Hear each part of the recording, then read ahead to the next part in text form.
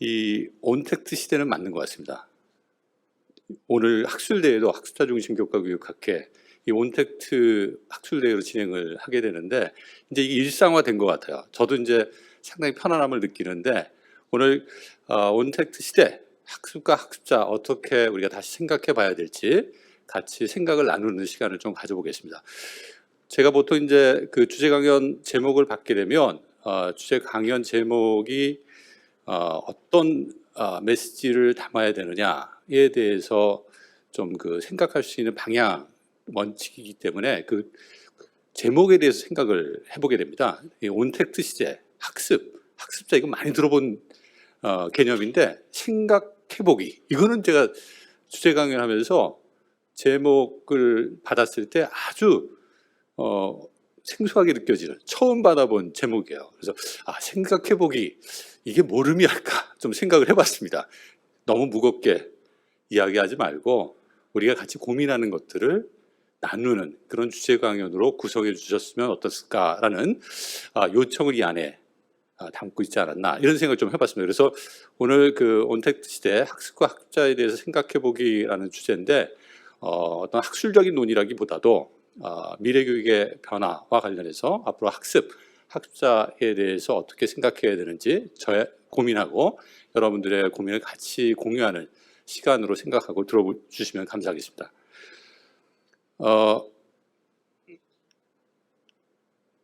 이 온택트 시대를 촉진한 계기가 바로 코로나19죠. 이제 교육 분야도 마찬가지. 이 코로나19를 빼놓고 온택트 시대를 얘기할 수는 없을 것 같습니다. 이 코로나19가 가져온 충격 관련해서 뭐 여러분들 다 아시겠지만 학교 문을 닫는 일이 발생했다라고 하는 거죠. 전 세계적으로 큰 충격이었고 이 작년에 코로나가 발생하고 한 3달 된 시점 5월 초 시점에서 봤을 때 학생들의 70% 이상이 아예 학교를 가지 못하는 그런 상황이 있었고 나머지 한 4억 명 정도의 학생들이 부분적으로 온라인 교육을 통해서 학교 교육을 받을 수 있었다고 합니다.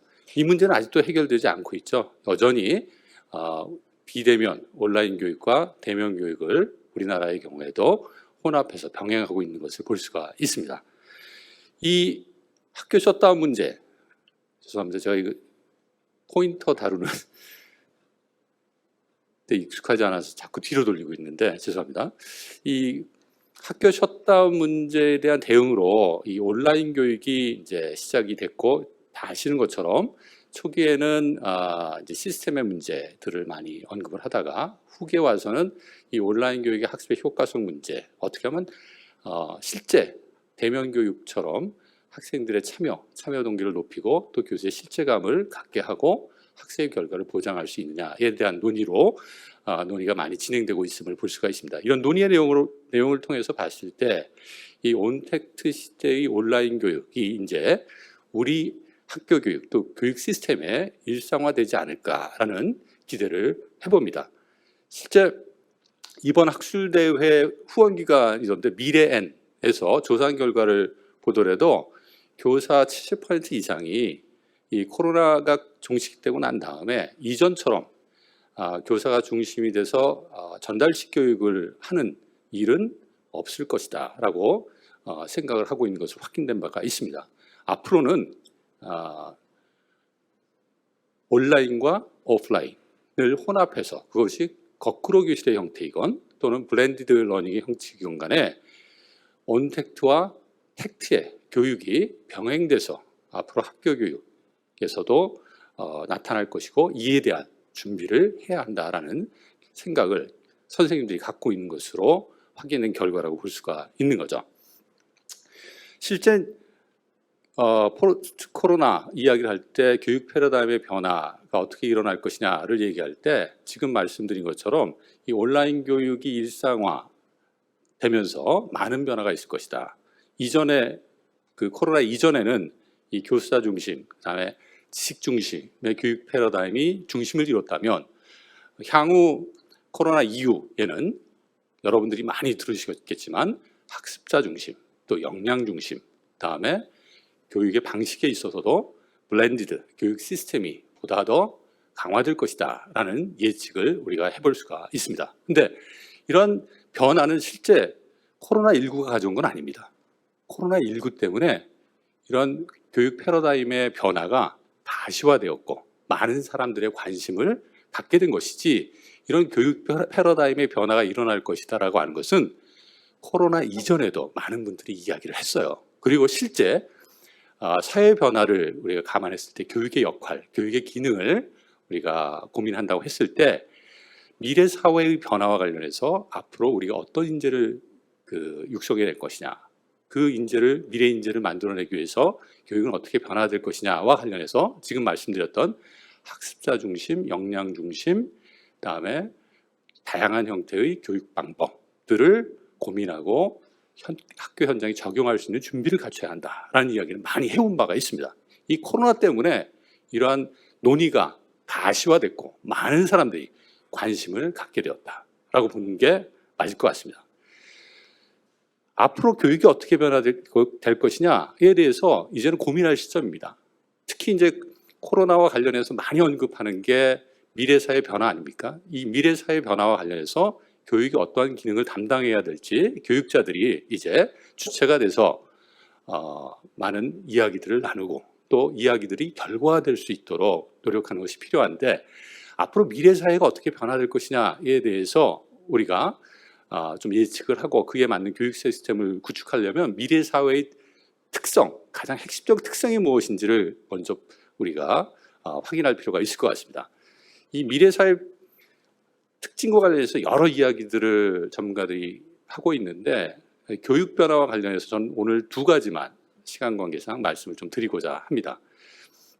먼저 그 미래사회의 첫 번째 특징으로 제가 좀 말씀드리고 싶은 게 이 지능형 기계, 소위 말해서 인공지능이죠. 이 인공지능하고의 경쟁, 공존을 피할 수 없는 그러한 시대가 도래할 것이다. 이 이야기는 무엇을 의미하냐면 인간의 고유한 능력들을 우리가 다시 재정립해야 한다. 이 인공지능, 지능형 기계와 다른 인간의 고유한 역량이 무엇이냐에 대해서 우리가 다시 한번 생각을 해야 되고, 그 역량을 어떻게 교육을 통해서 키워줄 것이냐에 대한 새로운 교육적 도전을 준비해야 한다라는 그러한 메시지를 이 첫 번째 미래사회 특징에서 우리가 읽어야만 할 것으로 생각을 합니다. 이 지능형 기계하고 인간이라고 하는 두 어떻게 보면 되게 중요한 사회 변화의 주축이 될 수 있는 요소들을 우리가 비교해 보면 어떤 측면에서 인간이 지능형 기계, 인공지능하고 다른 그런 고유한 역량을 갖춰야 하는지에 대한 시사점을 좀 얻을 수가 있는데요. 그 시사점을 생각해 볼 수 있는 사례들이 되게 많습니다. 근데 그 중에 두 개만 제가 오늘 말씀을 드리려고 하는데, 이 사회적으로 인공지능에 대해서 관심을 갖게 한 사회적 사건들이 많이 있었는데, 미국의 경우에는 많은 사람들이 인공지능에 대해서 실제 그 가능성과 위협을 생각했던, 느꼈던 사회적 사건이 이 IBM 왓슨이 미국 사람들이 가장 사랑하는 퀴즈쇼인 제퍼디에 2011년에 출연한 사건입니다. 다 아시죠? 예. 이 2011년에 그 역대 퀴즈왕 2명하고 3번에 걸쳐서 퀴즈 대결을 왓슨이 벌입니다. 이때 3번 다 누가 이겼겠습니까? 뭐 다 아실 겁니다. 왓슨이 이겼어요. 여기서 이겼다 졌다가 중요한 게 아니라 이때 왓슨이 갖고 있는 정보 처리 능력이 어느 정도인지를 우리가 아는 것이 중요합니다. 제가 조사를 해봤더니 이 당시에 IBM 왓슨에 저장된 정보의 양이 4TB라고 합니다. 제가 컴퓨터 공학자가 아니라서 이게 얼만큼 많은 정보의 양인지 잘 몰라서 좀 관련된 정보를 찾아서 책의 권수로 환산을 좀 해봤어요. 300페이지 책들을 우리가 일반적으로 많이 볼 수가 있는데 300페이지 책을 단위로 했을 때 몇 권 정도의 책의 정보들이 이 IBM 왓슨에 그 당시에 보관되어 있었느냐라고 보면 어느 정도 됐을까요? 한번 속으로 한번 생각을 해보십시오. 제가 인터랙션을 할 수 없기 때문에 질문만 던지고 바로 넘어가겠습니다. 그 당시 4TB를 300페이지 책의 분량으로 제가 환산해 봤더니 대략 16만 권 분량의 정보가, 지식이 이 IBM 왓슨 내에 저장되어 있었던 거예요. 그러다 보니 다양한 상식, 지식에 관한 문제들을 다룰 때 인간보다 훨씬 더 정보를 잘 찾아내고 답할 수 있는 그러한 준비를 왓슨이 하고 있었던 것이죠. 우리나라도 마찬가지입니다. 여러분들 2016년에 그 우리나라 사람들이 가장 좋아하는 퀴즈쇼, 장학 퀴즈.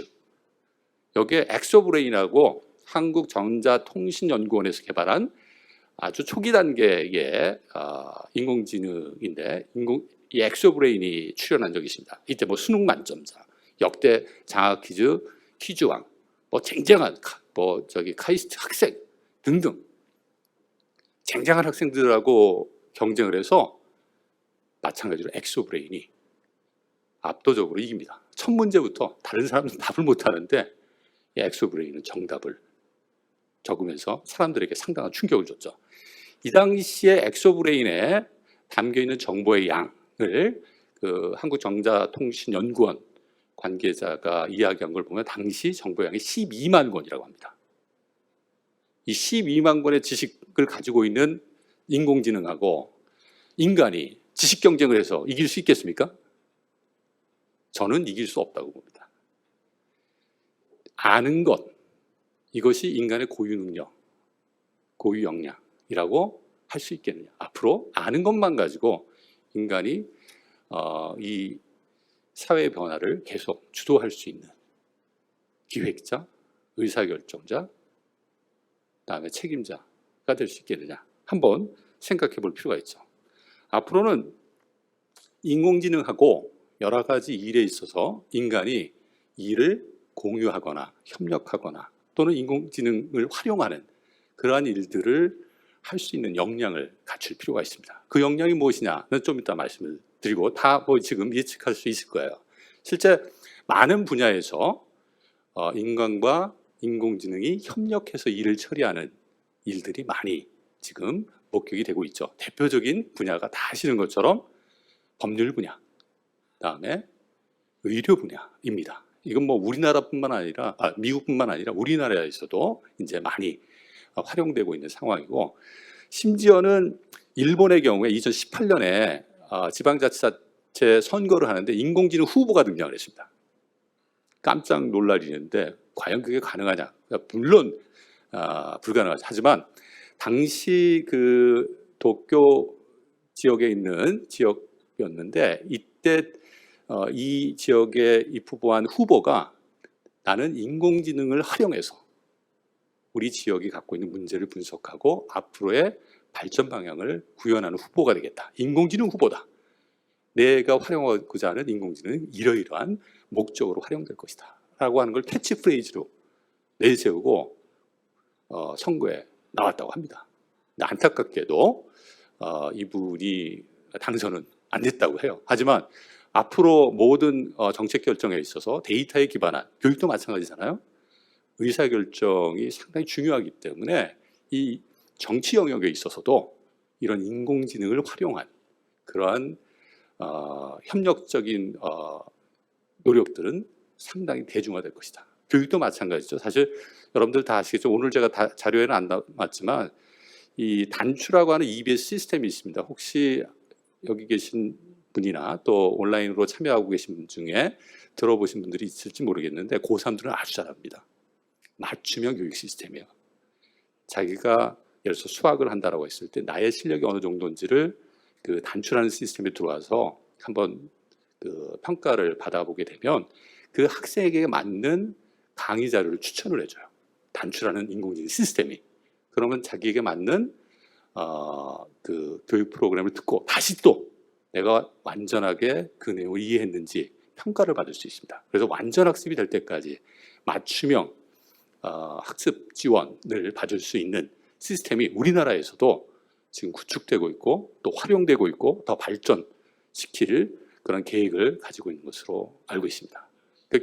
교육에 있어서 이런 인공지능을 일종의 교수 활동의 지원 체제로 또 학습 활동의 지원 체제로 활용하고 있는 실제 일들이 우리나라에서도 나타나고 있다고 볼 수가 있는 거죠. 따라서 학습이라고 하는 것, 또 정재현 교수님이 이제 다음 주제 강연으로 교수자의 역할에 대해서 말씀하실 텐데, 그 학습자의 역할, 교수자의 역할에 대해서 다시 생각해 봐야 될 시점이 그렇게 멀지 않았다라고 감히 말씀을 드릴 수 있을 것 같습니다. 두 번째 특징으로 제가 좀 말씀드리고 싶은 게, 앞으로의 사회는 변화의 속도가 상당히 빠를 것이다. 체감하실 거예요. 그렇죠? 우리가 예를 들어서 휴대폰만 하더라도 옛날에 전화를 하고 받는 것으로 그 기능이 제한되어 있었는데, 지금 어떻습니까? 모든 업무가 이제는 핸드폰이라고 안 하죠. 스마트폰이라고 하는데, 이 스마트폰으로 다 가능한 시대가 됐어요. 엄청난 변화입니다. 전화하고 문자 보내고 이런 기능을 넘어서서, 저도 하지만은 은행 대출 받는 것도 5분 안에 이 스마트 기기를 이용해서 할 수 있는 시대가 지금 우리가 살고 있는 시대입니다. 엄청나게 변화가 빠르게 일어나고 있다는 것을 실감할 수 있는 거죠. 차도 마찬가지입니다. 제가 그 고속도로 운전할 때 너무 졸음운전을 많이 해서 그 자율주행이 가능하다라고 하는 그 전기차를 하나 구입을 했어요. 제가 차 선전하는 건 아닙니다. 근데 너무 편한 거예요. 그리고 저는 곧 자율주행이 가능할 거다라고 하는 것을 제가 지금 얼마 되지 않은 경험을 통해서 확신할 수 있을 정도로 기술의 변화가 엄청나게 빨리 일어나고 있는 거예요. 그와 관련해서 그 레이 커츠웰이라고 하는 미래학자입니다. 이 사람이 특이점이 온다라는 책을 쓴 바가 있는데, 이 책 속에서 뭐라고 이 변화의 속도와 관련해서 얘기를 했냐면, 20세기의 과학기술의 발전을 100으로 했을 때, 100만큼의 과학기술의 발전이 있을 때 21세기 들어 15년 만에 그 100만큼의 변화가 일어났다. 그 100년 동안 일어난 것을 최근 더 15년 동안 그만큼의 변화를 과학기술 분야에서 만들어냈다고 하는 거예요. 그리고 21세기의 과학기술의 변화는 자기가 예측하건대 20세기의 변화를 1로 봤을 때 얼마만큼의 변화가 예측되느냐? 1000배. 이건 뭐 도저히 상상할 수 없을 수치인데, 20세기의 변화도 엄청난데 21세기 변화를 그거의 1000배라고 한다면 뭘 의미하는 걸까? 엄청나다는 겁니다. 말 그대로. 뭔가 변화가 빠르다는 건 뭐냐면 확실한 것들이 점점 줄어든다는 거예요. 즉 불확실성이 증가되고 있다. 그럼 이런 불확실성, 계속 빨리 변화해가는 사회를 우리 미래 세대가 살아갈 텐데, 그 불확실성이 증가하는 사회, 빠른 변화가 일어나는 사회 속에서 우리 미래 세대들은 어떤 역량을 갖추고 있어야 되냐, 이런 고민을 우리가 하지 않을 수 없다. 불확실성을 준비할 수 있도록 교육 시스템이 바뀌어야 한다. 이 주장은 제가 한 게 아니라, 뭐 저도 그런 생각을 했지만, 저보다 더 세계적으로 유명한 석학이죠. 미래학자 유발 하라리, 역사학자인 유발 하라리가 그 자신의 저서에서 상당히 강조했던 내용입니다. 이 미래 세대, 뭐 지금 현 세대죠. 사실은 현 세대 아이들이 학교 교육을 마치고 사회에 나갔을 때 학교에서 배운 내용이 얼마만큼 쓸모 있을 것이냐를 본다면, 유발 하라리 얘기를 인용을 하면 90%는 쓸모없을 거다. 너무 빠르게 변화된다 이거예요. 이 90% 쓸모없는 지식을 학교에서 꼭 가르쳐야 되느냐, 한 번쯤 생각해 봐야 한다. 지금 현재 아이들은 학교에서 배운 것이 무용해지는 앞으로의 미래 세대를, 미래 사회를, 시기를 살아갈 것이다. 따라서 우리 아이들에게 뭘 가르쳐 줘야 되느냐? 빠른 변화를 이겨낼 수 있는 역량. 그 빠른 변화 속에 불확실성이 증가될 텐데, 이 불확실성에서도 원리를 찾아내고 새로운 결과물을 만들어낼 수 있는 역량, 이것들을 키워줘야 된다. 구체적으로 어떤 역량이냐? 많은 것들이 빠르게 변하기 때문에 새로운 것을 계속 학습할 수 있는 역량, 기본적으로. 그 다음에 많은 정보들이 있기 때문에 중요한 정보와 중요하지 않은 정보를 판단할 수 있는 역량. 또 소비하는 데서 그치는 게 아니라 생산하는 역량을 갖춰야 되기 때문에 다양한 정보들, 결과물들을 연결해서 새로운 것들을 만들어낼 수 있는 역량을 교육이 키워줘야 되고, 미래 세대는 이런 역량을 갖출 수 있도록 노력해야 한다라고 강조한 바가 있죠. 근데 우리 학교 교육은 어떻습니까? 이런 얘기를 우리 해요. 사실은 안 합니까? 하잖아요. 근데 여전히 우리는, 제가 이런 비유를 들어서 적절한지 모르겠지만, 영화 매트릭스라고 하는, 기억하시죠? 영화 매트릭스. 이 영화 매트릭스에서 이야기하고 있는 일종의 지식 이식 패러다임에 갇혀 있다. 저는 그렇게 봅니다. 이 영화 매트릭스가 1999년에 만들어진 영화라는 거 아십니까? 20년이 넘었어요. 21년, 22년이 됐는데 다시 한번 보십시오. 대단한 영화예요. 이 영화 매트릭스에 보면은 가상의 세계 속에, 컴퓨터가 만들어놓은 가상의 세계에서 인간이 살도록 매트릭스라고 하는 프로그램화된 세계를 인간의 머릿속에 이식을 하잖아요. 그 가상의 세계에서 살아가게 만드는 거예요. 남이 심어놓은 가상의 세계에서 살아가는 인간의 모습을 보고, 야, 이걸 깨버려야겠다 라고 해서 일종의 그 레지스탕트 운동을 하는 사람들이 그 주인공들이죠. 이 가상의 세계가 아무런 의미가 없는, 그것을 깨고 현실의 세계, 실제 인간이 만들어가는 세계, 살아가는 세계를 회복해야겠다라고 하는 메시지를 가지고 만들어진 영화인데, 이 영화를 그대로 또 우리 교육에 좀 대입해 보면 이런 생각이 들어요. 가상의 세계는 뭐냐? 결국은 사람들이 옛날에 그 쌓아놓은 지식들을 우리 학생들의 머릿속에 구축하는 것, 옛날의 세계를 구축하는 것, 이게 가상의 세계하고 같지 않을까? 근데 그 옛날의 세계의 지식들이 유용하면 괜찮죠. 근데 그것이 현실하고 어떻습니까? 동떨어져 있잖아요. 그럼 가상의 세계에 사는 거하고 별반 다를 게 없다. 이런 문제가 사실 안타깝게도 현재 학교 교육 또는 교육 전반에 남아있는 것이 우리의 현실이다. 이 지식교육으로 탈피해야 한다. 이거는 사람들이 엄청나게 얘기를 했어요. 예를 들어서 고등교육에서 혁신을 지금 만들어가고 있는 주요 기관 중에 하나인데, 싱가포르 국립대 현 총장입니다. 그 취엔 태이라는 분은 대학에서도 너무 쓸데없는 지식 많이 가르친다 이거예요. 자기 대학에서 가르치는 그 한 80% 정도의 지식은 온라인 가면 다 찾아볼 수 있다. 근데 대학이죠. 대학에 와서 온라인에서 다 찾아볼 수 있는 거를 다시 교수가 반복해서 전달해 주는 것, 학생은 그것을 듣는 것, 이게 무슨 의미가 있냐. 대학의 그 교육의 기능과 관련해서 제대로 지금 현재 수행해야 될 교육의 책무성을 다하고 있는 모습이라고 할 수 있느냐.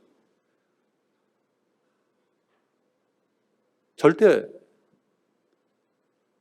지금의 일종의 정보를 전달하는, 지식을 전달하는 방식의 교육은 현재에 있어서도 타당하지 않고 앞으로는 더욱이나 문제가 더 커질 수 있는 그러한 모습이다, 이렇게 볼 수가 있는 거죠. 이분도 강조하지만 앞으로는 온택트하고 오프라인에서 대면 교육이 혼합되는 방식으로 가야 한다. 그리고 대면 교육의 방식은 철저하게 학생들이 실제 변화되는 사회 현장을 고민할 수 있게, 경험할 수 있게, 그리고 온택트 온라인 통해서 얻은 지식들을 완벽하게 자기가 소화할 수 있도록 지원하는 방식으로 현장 교육은 변화돼야 한다. 실제 대학을 좀 제가 예로 들어서 좀 그렇긴 하지만, 이 대학 같은 경우에 이 지식을 획득할 수 있는 그러한 온라인 교육 시스템들이 많이 활성화되어 있고, 최근 아주 양질의 콘텐츠들이 많이 올라가 있습니다. 대표적으로 일종의 공식적인 거죠. 무크라고 하는 시스템에 올려져 있는 그 콘텐츠를 보면 이전보다 훨씬 더 양질의 콘텐츠들이 많아졌고, 그 수도, 또 사람들이 그 프로그램을 접속해서 수강하는 그 횟수도 훨씬 증가하고 있음을 볼 수가 있어요.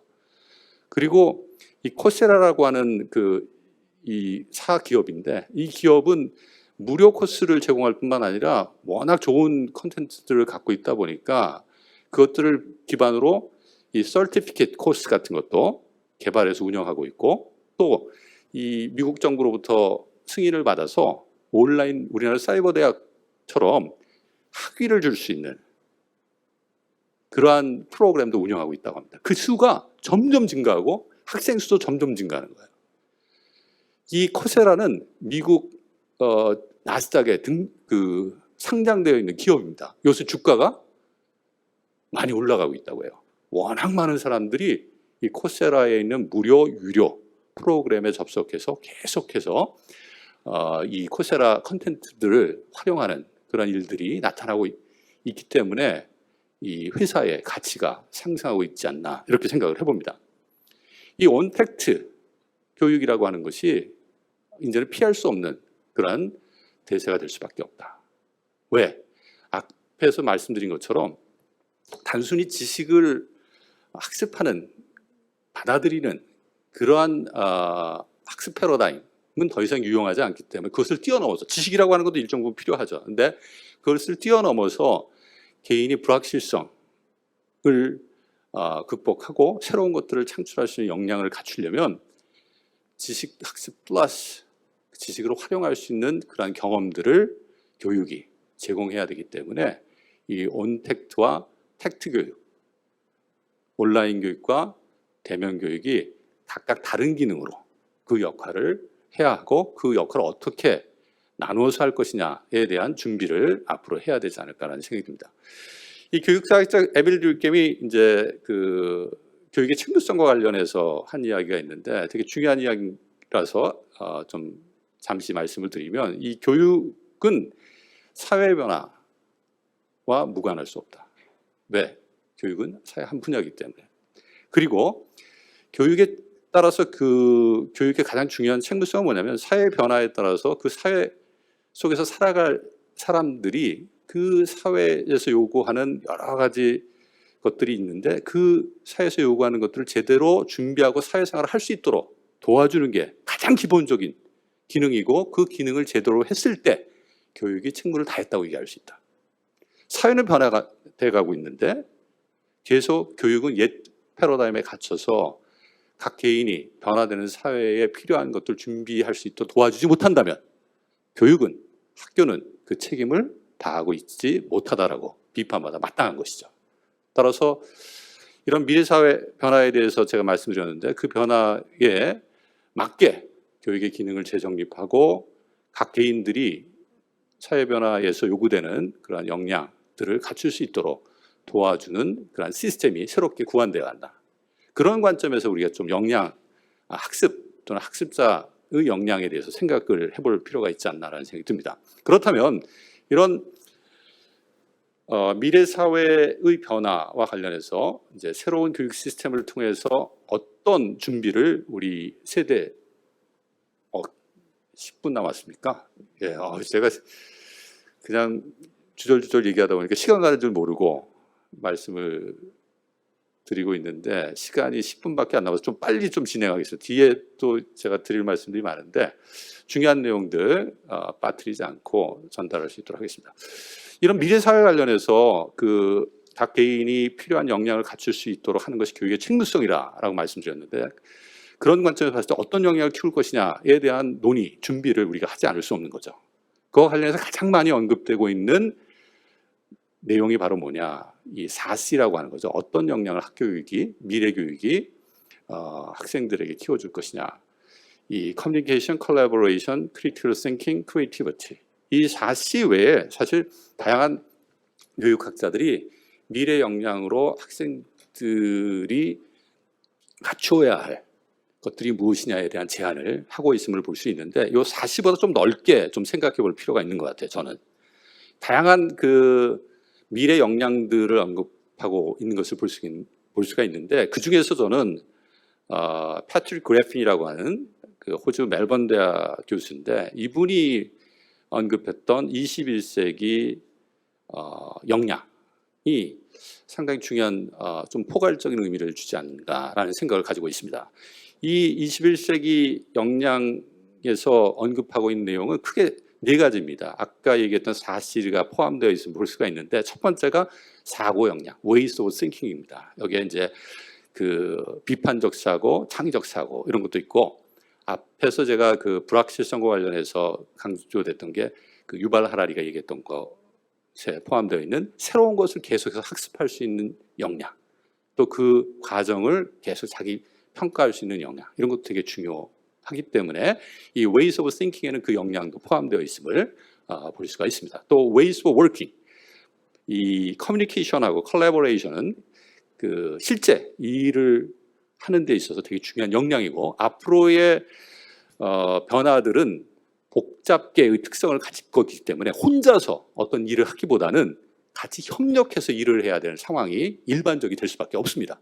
그렇기 때문에 ways of working, 즉 이거를 그 업무 역량, 수행 역량, 수행 역량이라고 하는 게 좋을 것 같습니다. 우리말로는. 그로서 커뮤니케이션과 컬래버레이션은 더 강조될 수밖에 없을 것이다 라는 생각이 들고, 세 번째 이 역량에서 강조하는 게 tools for working입니다. 우리가 일을 할 때는 우리가 활용할 수 있는 다양한 도구들이 있을 수 있는데, 그 도구들을 활용할 수 있는 역량들을 키워줘야 한다. 가장 우리가 먼저 생각할 수 있는 게 ICT죠. 코딩 교육도 그래서 그 일환으로 강조되고 있는데, 이 ICT에 관련해서 기본적인 리터러시 교육뿐만 아니라 그것들을 활용할 수 있는 역량을 갖출 수 있게 해줘야 한다. 뭔가를 할 수 있는 역량, 일할 수 있는 기본적인 그 실천 역량을 갖출 수 있도록 학교 교육이 그 기능을 다해야 한다라고 하는 이야기라고 볼 수 있습니다. 그 다음에 네 번째가 ways of living in the world라고 하는데, 한 개인으로서 세상을 살아가는 데 있어서 기본적으로 갖춰야 될 시민성, 또 한 개인으로서 자신의 삶에 대한 의미, 그다음에 진로, 직업 등 한 개인으로서 자기의 삶을 계획할 수 있는, 또 행복한 삶을 추구할 수 있는 그런 기본적인 역량을 또한 갖춰줘야 한다.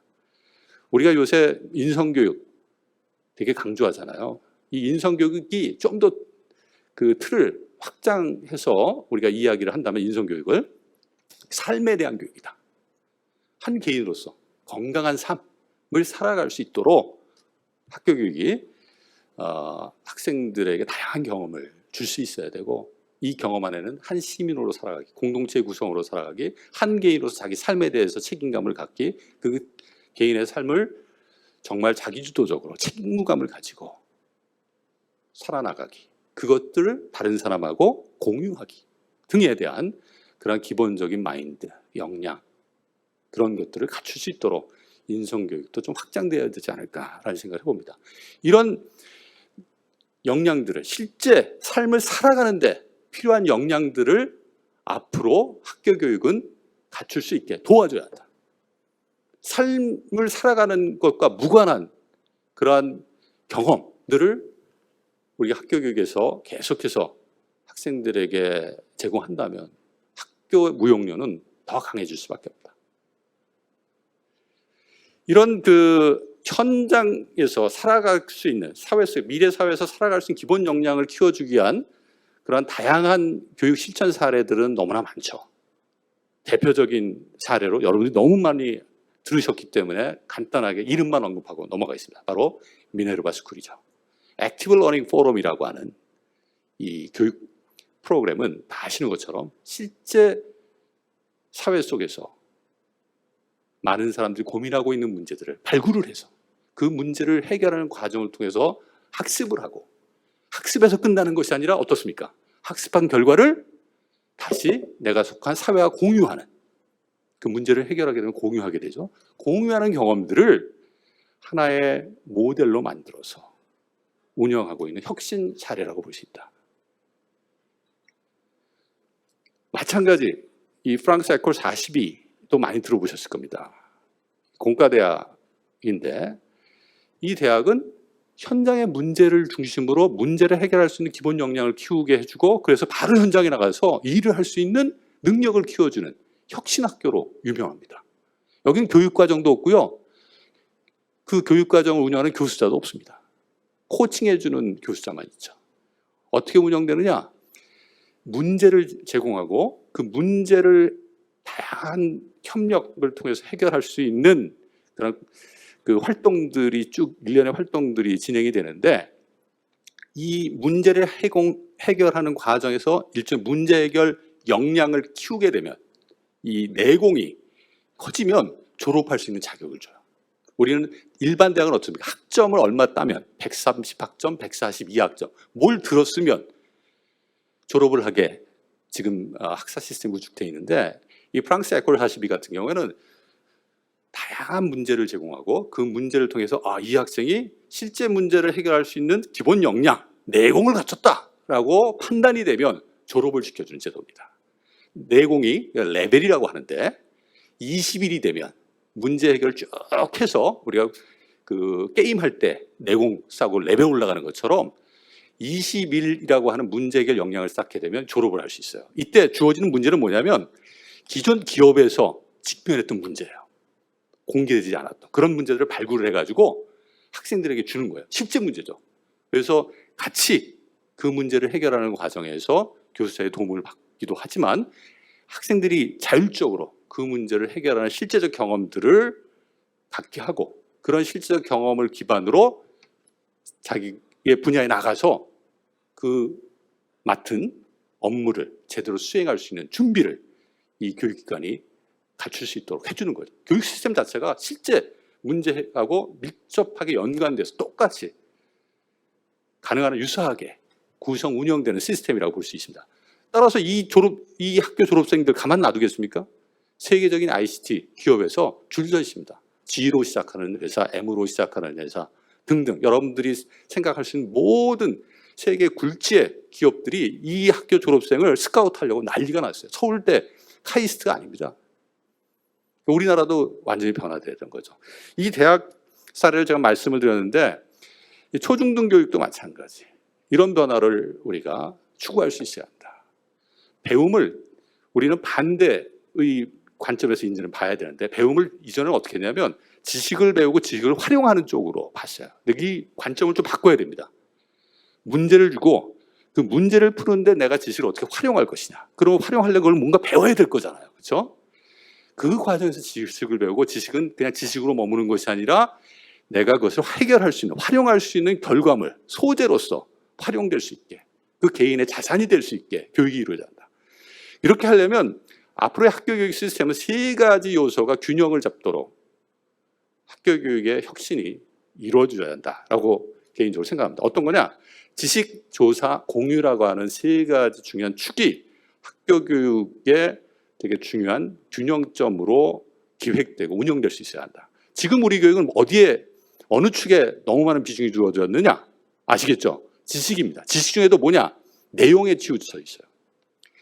방법, 새로운 내용을 학습하는 방법뿐만 아니라 그것을 조사하는 방법, 방법에 대한 지식도 우리가 갖출 수 있도록 해야 되고, 또 내용과 방법을 기반으로 실제 문제를 경험할 수 있는 그런 활동들도 있어야 되고, 또 실제 문제를 경험하는 데서 국한되지 말고 내가 경험한 것들을, 경험의 결과물들을 뭐 할 수 있게, 공유할 수 있게, 항시 그러한 시스템이 학교 내에 구축돼야 한다. 그리고 수업도, 단위 수업도 이 지식조사 공유라고 하는 경험들을 학생들이 균형 있게 할 수 있도록 기획, 운영될 필요가 있다라는 말씀을 드립니다.